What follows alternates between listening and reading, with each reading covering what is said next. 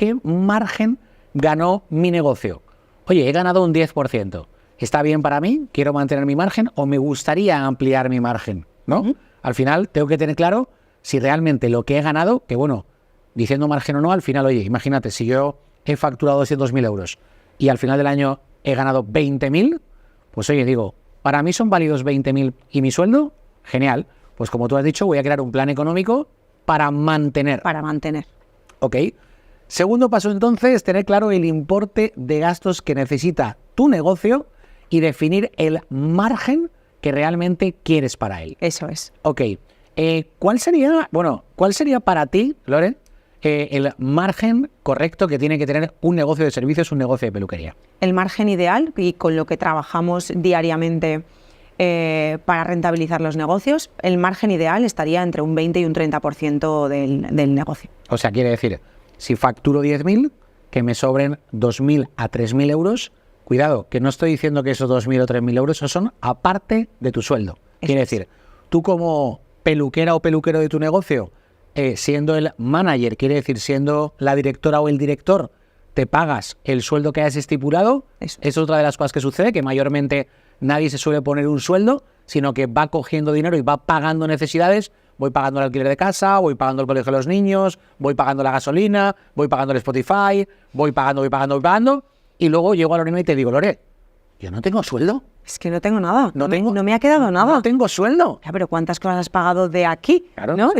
es tu sueldo. Eso es tu sueldo. Claro, entonces, si imagínate que el sueldo de un manager, si nombraras, vamos a pensar que te tienes que pagar lo mismo que le pagarías a alguien si tú no estuvieras. Eso es. Sabes que la primera decisión que tiene que tomar alguien que quiera crecer es directamente, conforme está creciendo su equipo, saber, si no estoy yo, ¿quién es yo?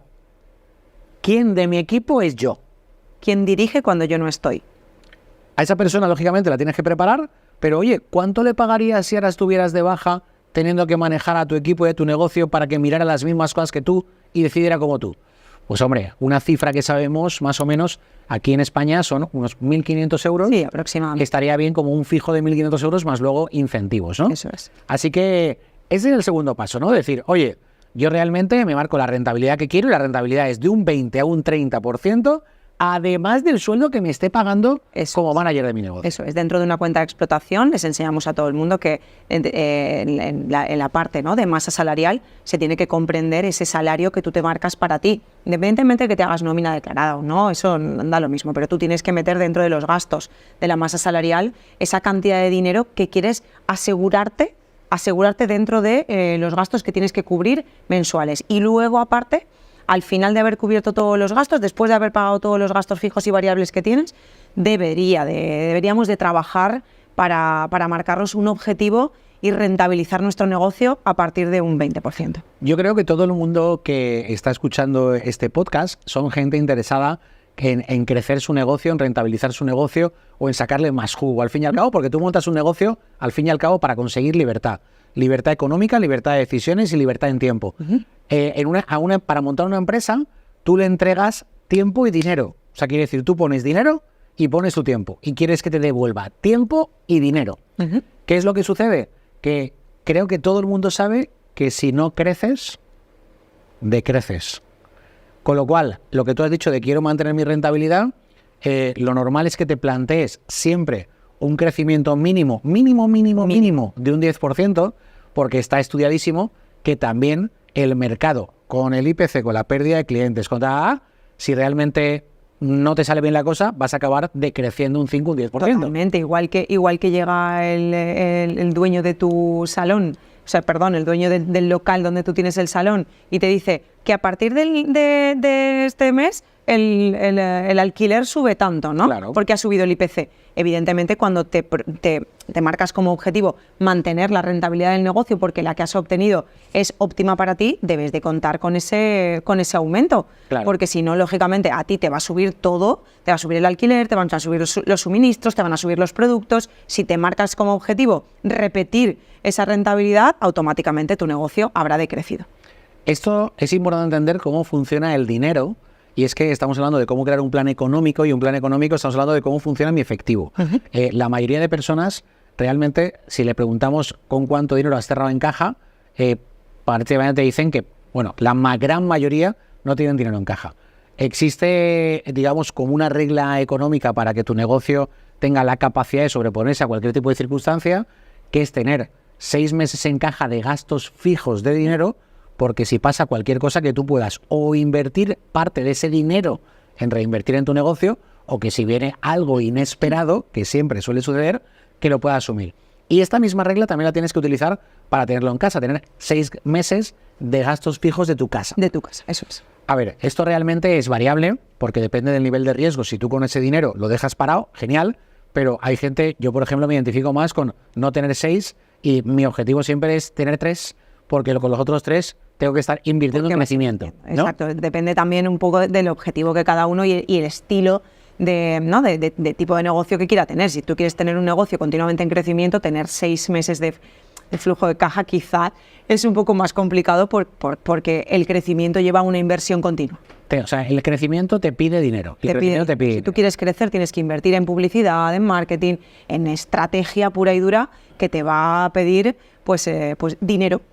Oye, Lore, ¿te acuerdas de cómo se llama este podcast? Evidentemente. ¿Cómo? ¿Cómo crear tu plan económico? No, pero el podcast. No. ¿Cómo se llama el podcast? No el episodio, el podcast. No. ¿No? No. Peluquerías imparables. Ah, bueno, claro, esto es nuestro... Aquí estamos hablando a una peluquería que quiera ser imparable.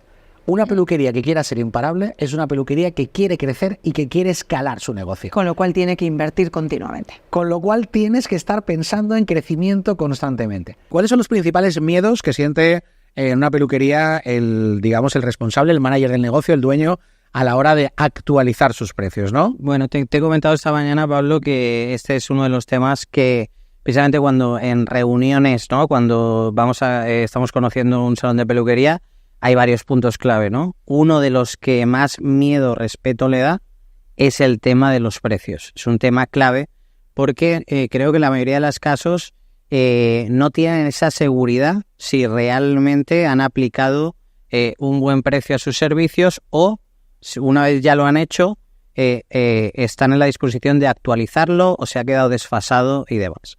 Yo creo que el principal miedo que me comunican los clientes cuando estoy en sesiones con ellos es, siento que si subo mis precios, el cliente que tengo voy a perderlo. No en su totalidad, pero muchos de ellos siento que esta subida va a provocar esa desaparición del cliente o no va a volver por un tema de precio. ¿Y qué hacen ante esto? Pues se quedan como inmóviles, ¿no? Esto es algo que yo, cuando me lo comentan, yo digo muchas veces que realmente tu cliente verdadero, el que te apoya, el que está contigo por el buen servicio que le das y demás, no creo que sea el punto determinante de abandonar un salón de peluquería. Yo, por ejemplo, pues en el salón al que voy, que llevo años y años, todos los años hay una actualización de precios y yo no dejo de ir por eso. Entiendo cuál es la situación y esto no es algo que está haciendo la peluquería. Está haciendo todos los sectores, tienen su actualización de precios. Fíjate que esto tiene mucho que ver con algo que la semana pasada tocamos de cierta manera, tiene que ver con, digamos, el éxito que puedo conseguir yo de cara al liderazgo de mi negocio. La semana pasada estuvimos hablando con Nacho del liderazgo, ¿no? Y el liderazgo tiene que ver siempre con tomar decisiones. Y una de las cosas que sucede en tomar decisiones es que existen 2 miedos humanos que nos pasan a todo el mundo, que son miedo a la pérdida y miedo al rechazo. O sea, en cualquier cosa que te va pasando en la vida, cualquier cosa que no haces y cualquier cosa que no tienes la suficiente valentía para abordar, es que principalmente te bloquean 2 cosas, principalmente, ¿eh? O sea, esto está estudiado por cientos y cientos de años, hay libros, literatura y ciencia para abordar esto, pero vídeos en YouTube de todas las clases. Y realmente el 90% de los bloqueos que tenemos los seres humanos para no hacer algo es miedo a la pérdida y miedo al rechazo. Entonces, ¿qué es lo que pasa? Que cuando voy a tomar la decisión de actualizar mis precios, me da miedo que me digan, ostras, como que ha subido el precio, ostras, se puede ir mi cliente. Entonces, ese miedo resurge en ti. O sea, quiero decir, es un miedo que tenemos para las tomas de decisiones. Y fíjate que la variable del precio es la única variable del marketing que garantiza ingresos. Entonces, tú te has metido a hacer una inversión, te has metido a un local, te has contratado personas, has comprado producto, estás echándole tiempo para crear tus servicios. Todo eso es coste. Y la única forma de recuperar esa inversión de dinero, además del tiempo, es con precio. Quiere decir, es cobrando cosas. Entonces, ¿qué es lo que pasa? Que si el miedo realmente te bloquea y no te deja tomar la decisión correcta para tu negocio no es rentable, la recuperación de la inversión no es correcta, tus empleados no cobran lo adecuado y luego incluso pues los impuestos o los gastos que tienes que ir todo el rato aquí. Y aquí viene una de las mayores frustraciones que tenemos. O sea, uno de los motivos por los que realmente la gente no es feliz gestionando un negocio, que principalmente ha dicho, voy a iniciar mi negocio y eso me va a dar la libertad. O sea, la máxima felicidad en la vida se encuentra por el sentimiento que tienes de control de tu vida y de libertad. O sea, la máxima que tenemos todos es ser felices y ser libres. La felicidad está asociada a ser libre, ¿no? Entonces, ¿qué es lo que pasa? Que dices, ostras, me voy a montar un negocio y voy a ser libre, tomo mis decisiones, hago mi negocio, entrego mis servicios, pero resulta que no eres así de libre, resulta que tienes que garantizar unas ciertas cosas para que eso te haga feliz, ¿no? Y ese es el mayor miedo. El mayor miedo es el miedo a la pérdida y el miedo al rechazo. O sea, me van a cuestionar lo que digo, me van a decir lo que hago o me van a decir no te lo pago, ¿no? Y yo creo que ese miedo va infundado en una inseguridad, porque, por ejemplo, cuando se va a prestar el servicio el peluquero, tiene una total seguridad de que el servicio que va a dar, oye, viene un cliente, voy a hacerle el corte. El peluquero no tiembla ante esto, o sea, va seguro de que va a hacer un buen trabajo, porque se ha formado y porque ha repetido ese hábito constantemente. En cambio, en el tema del precio, o sea, cuando ya vas a valorizar el servicio, quizá aparecen esos miedos, esas inseguridades, no por nada, sino por una falta a lo mejor de información total de cómo hacerlo. Claro. Por eso, y aquí empezaba ya en ese por qué es importante. Bueno, porque es importante por lo que tú comentabas, porque va a marcar y es la variable que va a hacer que yo pueda producir ingresos de la manera adecuada. Y ahí entra la inseguridad. ¿Lo estoy haciendo de la manera adecuada? También, aparte del miedo, existen errores, ¿no? Y es que realmente al principio yo he cometido el error de fijar mis precios no solamente basado en mis costes, en mi posicionamiento o en mi modelo de negocio, sino realmente basado en la competencia. O sea, yo he visto que alguien ponía un tratamiento a 10 y digo, pues lo pongo a 10. He visto que ponían el color a 20 y lo pongo a 20. He visto que alguien tenía el color a 15 y lo pongo a 15, ¿no? Es una referencia. O sea, está claro que la fijación de precios tienes que tener referencias. Es importante, nosotros siempre recomendamos, o sea, el hacer ese estudio de mercado. ¿Dónde vas a estar situado? ¿A qué tipo de público vas dirigido y demás? Y es bueno entender, oye, pues lo que tengo alrededor, qué es lo que va a hacer, pero aquí es donde entra no todo el mundo es competencia. Entonces, no solamente debo fijar un precio en base a lo que tengo alrededor, porque a lo mejor el que tengo alrededor es un salón orgánico que está trabajando con productos orgánicos, que tiene una serie de protocolos, de procesos, que ha establecido ese precio. Yo puedo tener un salón que no tiene nada que ver con él, aunque esté situado a 5 metros míos. Totalmente. Entonces, es eso, como tú decías, es uno de los mayores errores que nos dejamos llevar, ¿no? Por eso también, por esa inseguridad, ¿no? Me dejo llevar porque está haciendo mira, este está funcionando bien y tiene estos precios, este está funcionando mal y hago mi propio precio en base a ellos. No descarto que no esté mal el análisis de todo ello, pero no es lo que tiene que marcar la decisión final. Totalmente. De hecho, fíjate que has hablado de fijación de precios. Existen 3 técnicas que explicamos en IBM cuando damos la parte de fijación de precios. Una sobre costes, una sobre mercado, o sea, estudio de competencia, y otro que es sobre la demanda y al mismo tiempo posicionamiento que quiera estar en el mercado. O sea, quiere decir, tú tienes 3 formas. Realmente, cualquiera de ellas no es infalible por sí sola y lo ideal es tener en cuenta los diferentes parámetros, ¿no? Al final, ¿cómo fijo Pidros? Fijándome en el mercado, fijándome en mis costes y fijándome en la demanda o en el posicionamiento que yo quiera tener ante mi cliente. ¿Qué quiere decir? Que yo, por ejemplo, si hacemos un logotipo es un logotipo, o sea, por ejemplo, estamos viendo ahí el de Spring Rituals, de una campaña que hicimos, y es un logotipo de campaña. Y en este caso hay una persona que puede salir de la carrera y hacerte ese logotipo y cobrarte gratis. Y hay otra persona que lleva 20 años haciéndolo y el mismo logotipo, realmente te lo puede cobrar 20.000 euros. ¿Por qué es esto? Por posicionamiento. No es porque le cueste más o menos, porque igual les ha costado lo mismo, o incluso al que acaba de salir de la universidad, igual incluso le cuesta más tiempo que al que realmente lleva 20 años. Sin embargo, el posicionamiento del que tiene 20 años tiene reconocimiento, tiene premios, está considerado. Él dice, oye, mi trabajo por mi reconocimiento, por el posicionamiento que yo tengo, vale 20.000. Y el tuyo ahora vale 100 porque no te reconoce nadie. Esto no tiene que ver ni con el tiempo que has echado, ni con los costes, ni con que otro cobre otra cosa. Tiene que ver con el posicionamiento y con tu demanda. Esto es lo mismo que lo de las casas, ¿no? Estamos hoy en día, que justamente ahora también con esto introducimos también el por qué. ¿Por qué varía el precio de las casas? Y ahora estamos en un escenario en España donde están las casas hiperinflacionadas, ¿no? No estamos en burbuja porque estamos en otro escenario. Sin embargo, hoy en día tendemos a que los alquileres y las compras están súper altos, o sea, súper altos, ¿no? Con respecto a los últimos años. ¿Por qué? Porque hay mucha demanda, quiere decir, hay gente que pide casas y hay poca oferta. Si hubiera mucha oferta y realmente hubieran más casas que gente comprando, la gente se pelearía por vender su casa y el precio lo abarataría. Pero como hay poca vivienda y hay mucha gente que está pidiendo y mucha gente que pide en los mismos sitios, las casas suben, el precio de los alquileres suben y entonces hasta que no haya más casas va a seguir subiendo el precio. Correcto.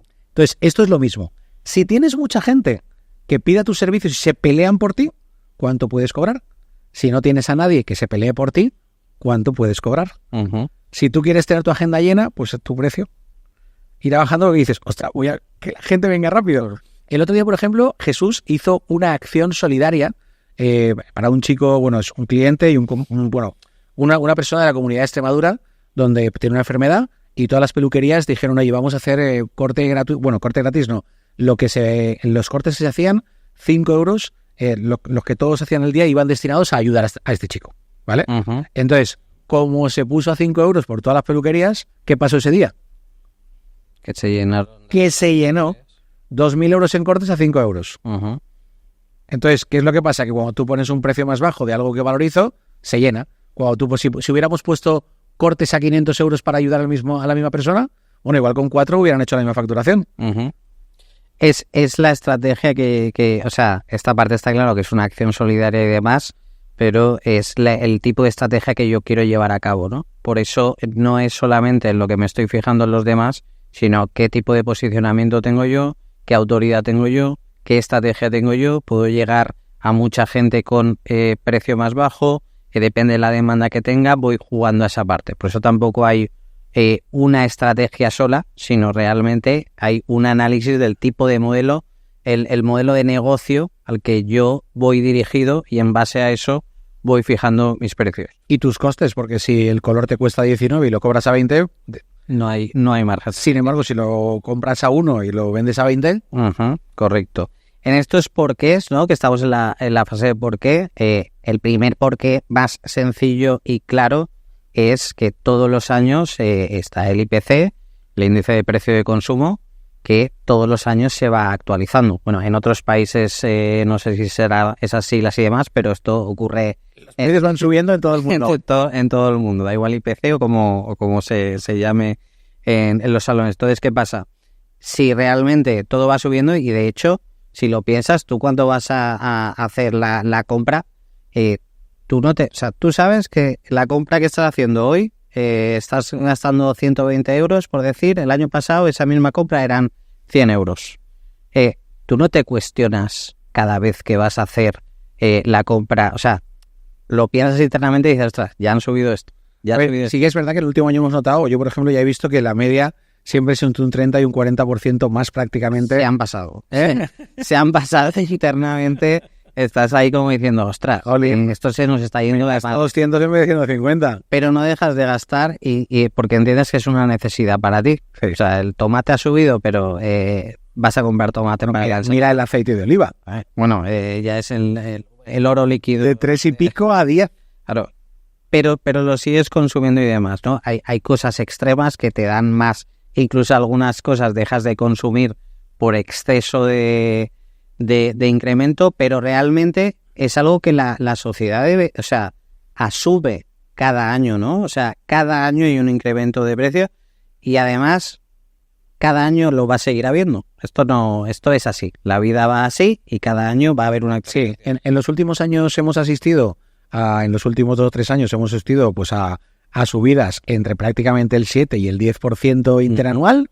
Me acuerdo el año que empezaron a subir los alquileres, que de repente 9,8%, cuando me pidió a mí la subida de aquí, yo digo, madre mía, 9,8%, o sea, un 10% de subida. Normalmente estábamos acostumbrados a un 2%, entre un 2 y un 3. Incluso un 1 y pico. Claro, o sea, algo promedio suele ser un 2 o un 3. Y entonces, sí o sí, mínimo, tú vas a tener que subir un 5%. O sea, un 5%. Fíjate que los proveedores, los productos, normalmente también te suben los precios cada año. Dentro de ya la peluquería, el alquiler, que está sujeto al IPC. Los costes de los proveedores, que son los productos. Los costes de suministros también te suben exactamente igual. No te sube los costes de trabajadores porque no están directamente relacionados con el IPC, pero sí que es verdad que el trabajador también espera cada año una serie de subidas. Los convenios se suelen actualizar también, con lo cual en general podemos decir que sí o sí una peluquería debería plantearse un mínimo de un 5% anual mínimo, a no ser que analice que hay otras cosas que han subido o incluso que tiene precios por debajo o incluso que realmente quiera posicionarse de otra forma, o sea, quiera que su servicio sea, digamos, tenga un posicionamiento más fuerte en precio, porque igual ha decidido quitarse a un tipo de cliente que sabe que si lo sube ya no va a venir, y dice, oye, yo tengo 300 visitas y realmente quiero quedarme en 200, y en vez de cobrar a 10 el corte voy a cobrarle a 20. En vez de que me vengan 300 va a venir 150, que son los que están dispuestos a pagar este precio. Yo prefiero que me venga menos gente a más precio. Puede ser una decisión. No digo que sea la correcta, ¿eh?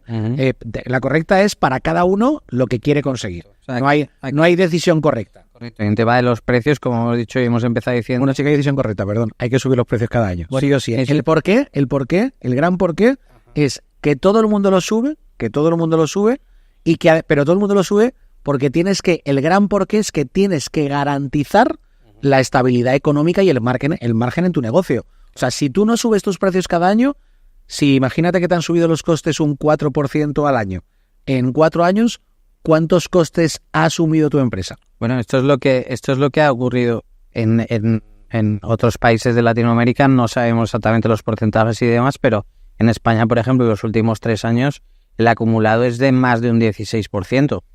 Si tú no has actualizado tus precios en los últimos 3 años o 2 años, es que realmente, ahí sí que somos categóricos. Tienes que actualizar los precios todos los años. Claro, porque en los últimos 4 o 5 has perdido un margen de un 20% y un gran problema que tiene la gente es, oye, yo no paro de trabajar, pero yo no veo que realmente tenga la rentabilidad que quiero en mi negocio. Entonces, no tienes la rentabilidad porque los precios han subido de todo, tú has ido acumulando coste, no has subido tus precios y entonces no has garantizado que tu empresa se mantenga a flote. Es una cuestión ya de supervivencia.